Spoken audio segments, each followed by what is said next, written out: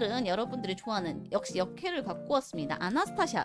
라스푸틴을 갖고 오면 남캐라서 주목도가 떨어져가지고 아나스타샤 로마노프를 갖고 왔습니다. 아나스타샤가 누구인지 모르는 분들을 위해서 짜잔 얼굴을 보여드리도록 하겠습니다. 여러분들은 이걸로 알고 있을 거예요. 여러분들이 아는 아나스타샤는 이 얼굴일 거예요 아마. 그쵸? 라스푸틴은 다음에 해드릴게요. 오늘은 일단 여러분들이 아는 얼굴은 이 얼굴일 확률이 아주 높다라고 봅니다. 그쵸? 여러분들이 아는 건 그쵸? 들켰죠? 리노비 너무 잘 알죠? 여러분들이 아는 얼굴은 이거지만 사실 역사에서 우리 공주님은 이렇게 생겼다. 그리고 이름도 짱 어렵다. 아나스타시아 니콜라예프나 여대공이고 로마노프 왕가의 일남 사녀 중 막내딸이었습니다. 딸 부잣집을 낳다가 이제 드디어 후계자를 봐야 되잖아요. 뒷준이도 나왔죠. 그쵸? 근데 여러분들은 페그어 쪽이잖아. 그래서 여러분들의 취향에 맞게 갖고 왔다.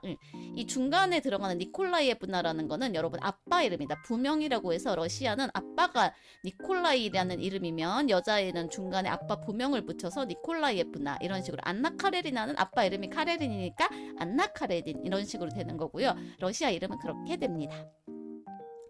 어쨌든 이 공주님이 딸부잣집의 넷째 딸로 태어났는데 언니들 셋을 낳고 더 이상 이제 딸은 그만 해가지고 딸은 그만해서 이제 점쟁이를 찾아가지고 이번에 뱃속에 든 아기 그때는 여러분 초음파 없던 시절이에요. 그래가지고 뱃속에 든 아기가 공주님이냐 왕자님이냐 물어봤더니 이번에는 진짜 왕자님이라고 했대요. 그래가지고 낳는데 아나스타샤는 공주님이잖아요. 또 여자가 나온 거예요. 점쟁이가 틀렸어요. 그랬더니 점쟁이가 점을 바꿔서 사실은 아나스타샤 공주님이 남자로 태어나셔야 될 그 운명을 타고 나셨는데 이게 어쩌다 보니까 그 운명이 잘못돼가지고 여자의 몸으로 태어나셨다라고 점쟁이가 바꿨어. 짜루한테 혼날까봐 그랬나봐요.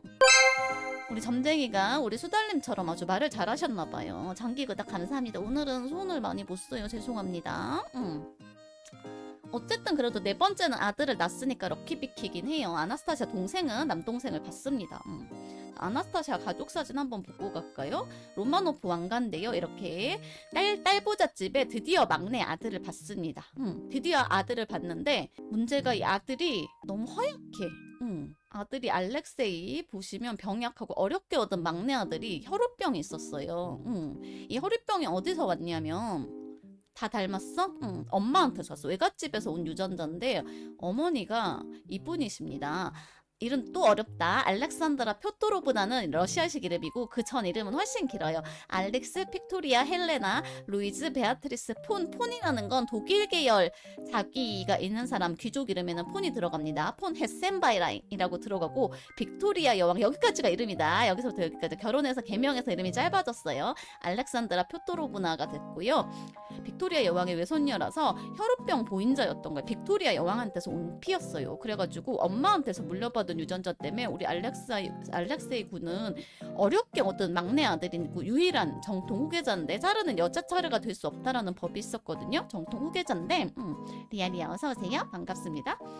혈우병이 걸려가지고 여기서 이제 황후가 라스푸틴한테 의지하게 되는 얘기가 나오는 거죠. 근데 라스푸틴 얘기할 게 아니니까 오늘은 라스푸틴 얘기는 좀 궁금하시겠지만 다음으로 미루고 참아주시고 오늘은 우리 역캐 아나스타시아에 집중해 주시기 바랍니다. 어머니 쪽 유전자라고 했잖아요. 유럽의 할머니로 자녀 9명을 낳아가지고 유럽의 황실 귀족 가문으로 시집 장가를 보내신 우리 유럽의 할머니 빅토리아 여왕의 유전자가 문제였어. 이분이 혈우병 유전자를 갖고 계셔가지고 유럽의 황실이나 귀족 가문 중에 혈우병을 가진 사람들이 굉장히 많아지게 되는데 그 중에 한 명이 아나스타샤의 어머니였고 그분이 이제 로마노프 왕조로 시집을 가면서 아들을 낳는데 강해보 본인은 강하세요. 본인은 강한데 이게 보유 인자가 있는 거랑 발현되는 거는 다른 거라서 하필 누나들은 혈우병이 나타나지 않았는데 어렵게 얻은 막내 아들만 혈우병이 나타나는 발현이 되는 유전자였어요. 그래가지고 어머니 쪽 외갓집 쪽에서 온 그거였다. 가게도 잠깐 보시면요. 이게 이렇게 되는데 유전이 무섭습니다. 혈우병 유전자가 유럽 전체에 이런 식으로 빅토리아 여왕님을 통해 가지고 퍼지게 됩니다. 이 어머니를 통해서 요 아들 니콜라이한테까지 갔고요. 무섭죠? 무섭지? 자식을 이렇게 많이 낳는데 혈우병도 그만큼 많이 퍼뜨렸다는 거. 어렵게 얻은 아들이 하필 혈우병이었다는 것 자체에서 로마노프 왕가 자체가 기구한 약간 그런 기운의 왕가이기도 합니다. 유일한 정통 후계자가. 근데 여기서 또 여러분이 아시는 기리파시오, 네, 그분 나옵니다. 블라디미르 레닌 동지 등장합니다. 러시아 혁명이 일어나요. 근데 여러분들 그거 아세요? 레닌이 가명인 거. 이 혁명 동지들은 본명을 안 썼어. 트로츠키도 그렇고 레닌도 그렇고 여러분들이 아시는 스탈린도 그렇고 혁명하는 동지들은 다 본명을 안 써. 왜냐하면 이 혁명을 하려면 신분을 숨겨야 되면 가명이 필수다. 그래서 블라디미르 레닌이라는 거는 가명이고 본명은 블라디미르 일리치 율리아노프가 본명입니다. 네, 빨간 약이다. 여러분 모르셨을 것 같아서 오늘 지식이 하나 또 늘어나. 여러분들이 알고 있는 혁명 동지들은 다 가명이다. 레닌도 가명입니다. 본명은 울리아노프였습니다. 이분이 편집증도 심했는데 어쨌든 혁명을 일으켰는데 차르 가족이 거슬리잖아요. 알고 싶지 않은 빨간 약이었다고? 레닌 빨간 약? 보스에비키 혁명을 일으켰잖아요. 여러분도 알잖아. 자, 기리파시오 러시아 혁명. 1917년에 로마노프 왕조가 러시아 혁명이 일어나면서 쫓겨나게 됩니다. 그래서 레닌이 혹시 북조선의 북부 대공들도 가명인가요? 북으로 홋카이도로 그건 돈에는 감사합니다. 감사합니다. 혁명을 일으키고 나서 혹시나 왕정 복고가 일어날까봐 멀리 시베리아로 유배를 보냅니다. 시베리아에 있는 도시인데 여기 보시면 예카테린부르크라는 조금 여러분들이 잘 모르는 네, 고쳐갖고 왔는데 오늘 손 모션이 손을 잘 못 써요. 손을 쓰면 손이 반대로 트래킹되는 현상이 발생해가지고 이것도 내일 고쳐갖고 올게요. 예카테린부르크 시베리아로 보내지는데 시베리아에 있는 허름한 왕족이 살기에는 조금 허름한 그런 저택 같은 데로 유배를 보내게 됩니다. 근데 유배를 보내고 나서도 속이 편하지 않았어. 얘들이 혹시 왕정 복구하는 애들이 우랄 동쪽으로 보냈죠. 네. 황제 일가를 다시 수도로 데려와서 모스크바로 데려와가지고 레닌이 자기를 밀어내면 어떡하냐 해가지고 결국은 레닌의 명령으로 로마노프 일가는 몰살당하게 됩니다.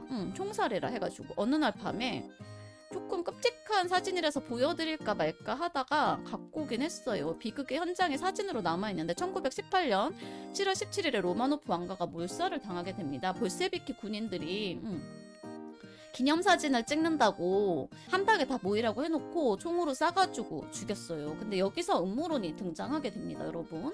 여기서 짜잔 음모론이 등장한다. 리노아 손이 조금 이상해요.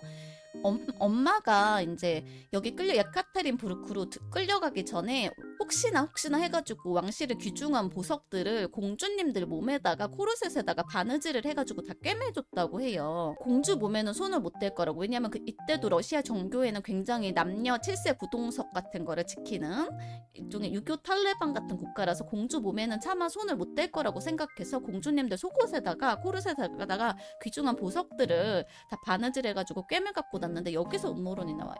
그 보석이 방탄조끼 역할을 해가지고 가장 체구가 작았던 아나스타샤가 목숨을 기적적으로 건졌고 어느 군인이 도피를 도와서 폴란드를 거쳐 독일로 도피했다는 음모론이 나오게 됩니다. 실제로 아나스타샤 자매 사진 보여드릴게요. 장신인 언니들과 달리 얘는 단신이야. 혼자 키가 작아요. 언니들은 다 키가 컸는데 키가 작아서 언니들이 방패가 되고 보석 방탄조끼 역할을 해서 아나스타샤 혼자 살았다, 쪼꼬미라서 살았다라는 썰이 돌았었어.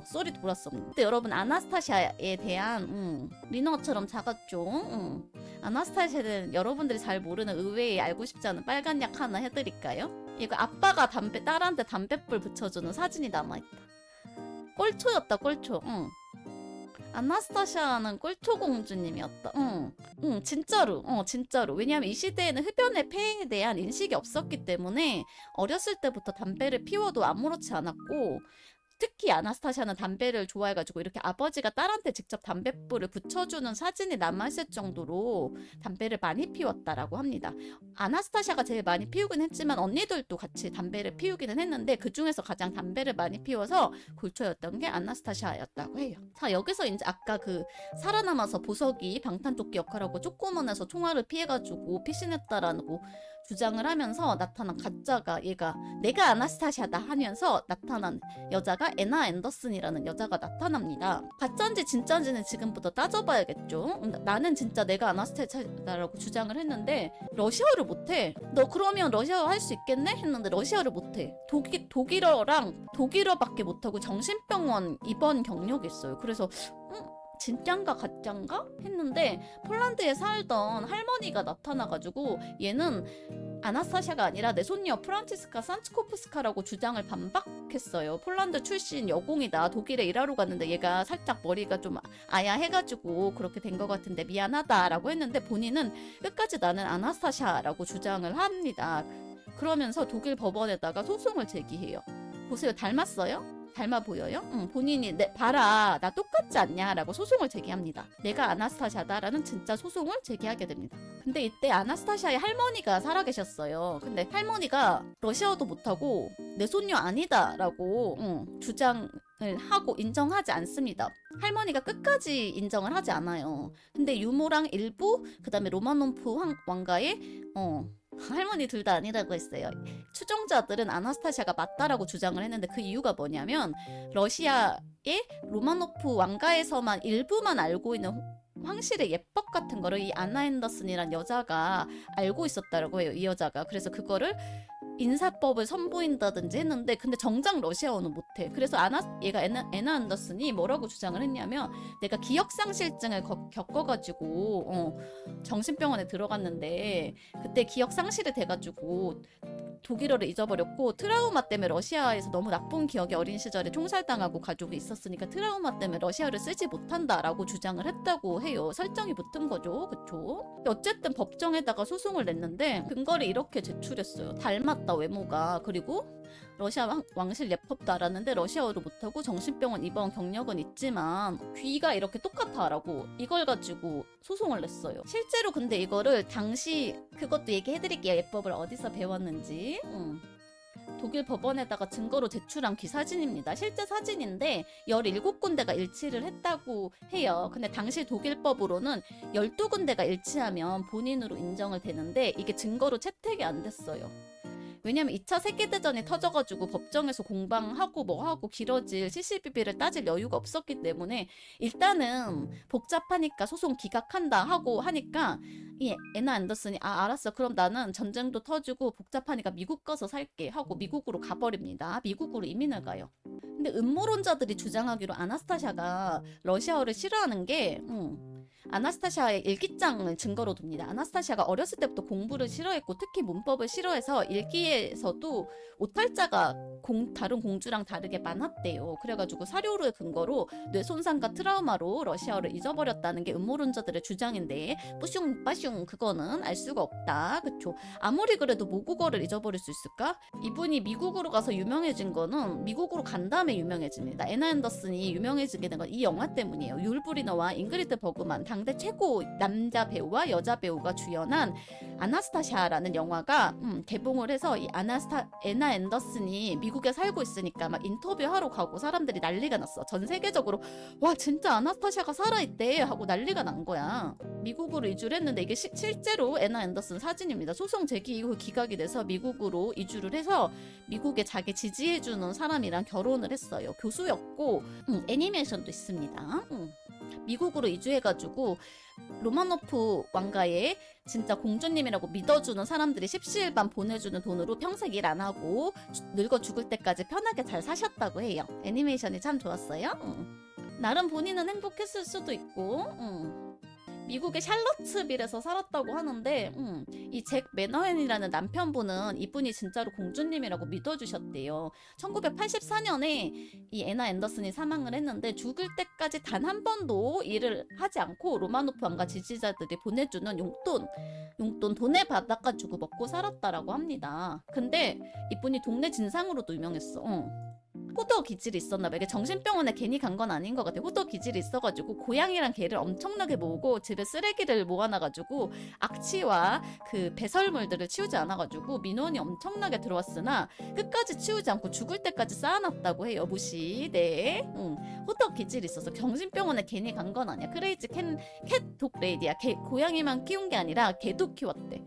수십 마리를 키웠다라고 합니다. 근데 대소변을 처리를 하지 않아가지고 악취와 소음이 지독해서 동네 주민들이 민원을 엄청나게 넣었다라고 해요. 근데 정신병원 입원 경력을 보면 아무래도 저장 강박인 호더 기질이 있어 보입니다.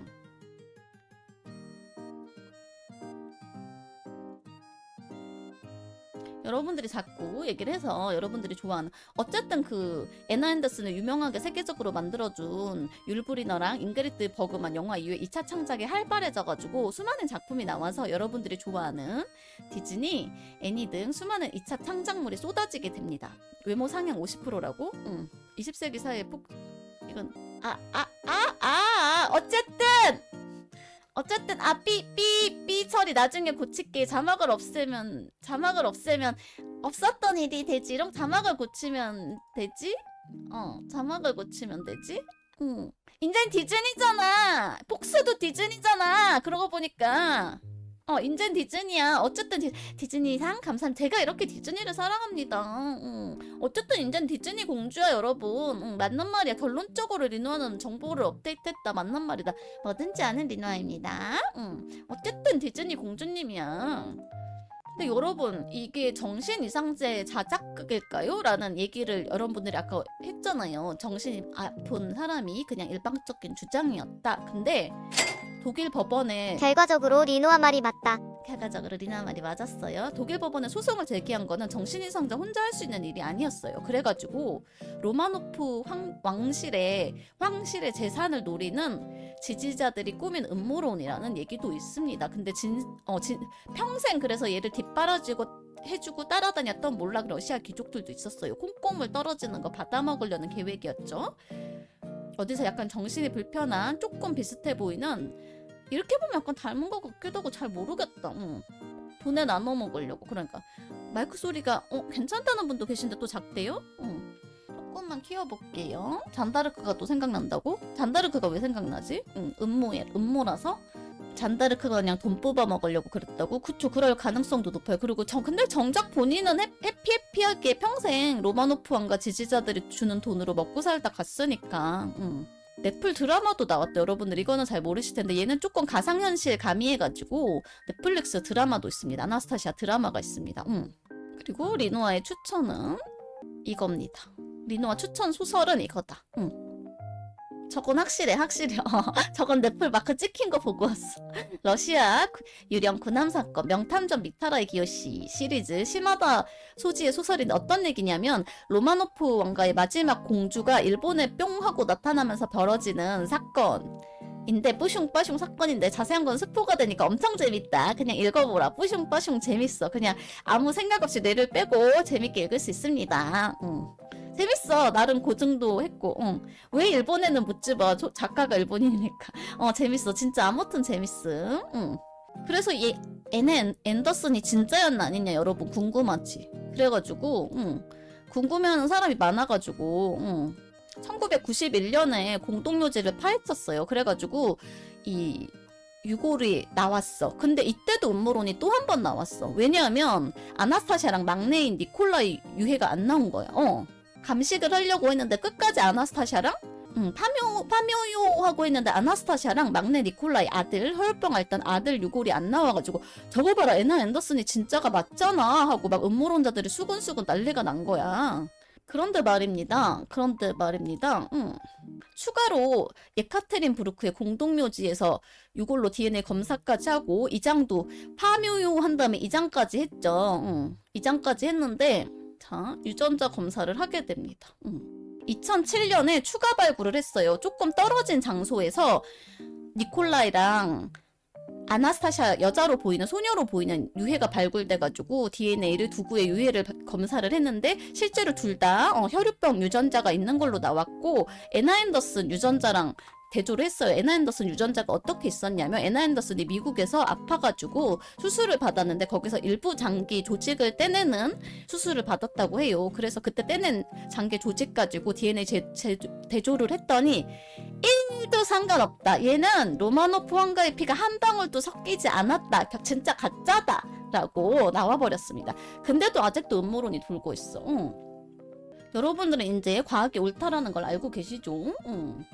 어쨌든 황제한테 고맨네하고 러시아 혁명하고 미안해서 러시아 혁명에서 황제 일가를 전부 다 파묘요하고 이장한 다음에 러시아 정교회의 성인으로 시성해서 아나스타샤도 지금은 성녀가 되셨습니다. 잔다르크랑 똑같아요. 성녀가 되셨다.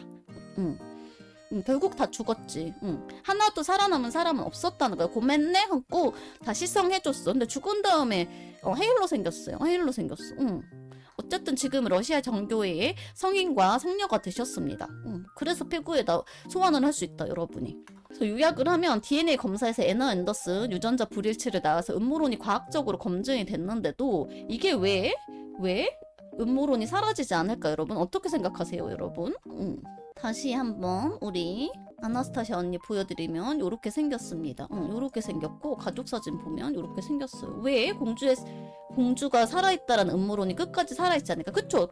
정답은 재미있으니까. 혼자 살아남은 공주 스토리가 사람들의 상상력을 자극하고 그쪽 스토리가 훨씬 재밌고, 첫 번째는 그거고, 두 번째는 로마노프 왕가의 재산이 동결돼 있었습니다. 그 동결된 재산을 가짜를 내세워서 꿀꺽하려는 못된 심보를 가진 사람들이 있었기 때문이죠. 유럽 곳곳에 그런 사람들이 있었기 때문이죠. 역시 돈이 문제야. 로마노프 왕가의 자산이 엄청났다라고 해요. 그게 흩어진 해외 자산도 있었고, 어머니가 독일 쪽 왕족 귀종 그거였고, 실제로 레닌도 얘들을 총살을 안 하려고 했어요. 총살을 안 하려고 했는데 총살을 하게 된 이유가 뭐냐면 본인 편집증 때문이었는데, 총살을 안 하고 원래는 총살 사진이 어디 갔지? 로마노프 왕가를 몰살했는데 총살하기 전에 빅토리아 여왕 외손녀라고 했잖아요. 빅토리아 여왕한테 얘들 내가 혁명해가지고 그냥 두기는 그러니까 영국으로 다 보내줄 테니까 대신 몸값 좀 두둑히 내놓으쇼 하려고 쇼프를 보려고 했어요. 영국이랑 쇼프 치려고 했는데 레닌이 자려고 누워서 생각해보니까 편집증이 도졌어. 쇼부를 쳐가지고 돈 받는 것까진 좋은데 영국에서 망명 정보를 세워가지고 얘들이 꽁떡꽁떡해서 돌아가지고 나를 쫓아내고 프랑스처럼 기요틴 한 다음에 기립하시하면 어떡하지라고 한 거야. 그래가지고 어느 날 밤에 갑자기 진짜 갑작스럽게 편집증이 도져서 총살 명령을 내리게 됩니다. 사실은 빅토리아 여왕한테 돈 뜯어먹으려고 했었어. 뭐 어쨌든 수많은 2차 창작에 영감을 주었으니 럭키 비키 한 거일 수도 있지만 가족들은 불행하게 됐어요. 가족들은 불행하게 됐다. 끝은 이렇게 시성이 돼서 파묘요 한 다음에 황제 일가는 러시아 정교회의 성인 성녀로 추대되긴 했지만 본인들의 삶이 행복했는지는 알 수가 없습니다. 불행하죠. 그래서 제가 비운의 공주님이라고 제목에 붙여봤습니다.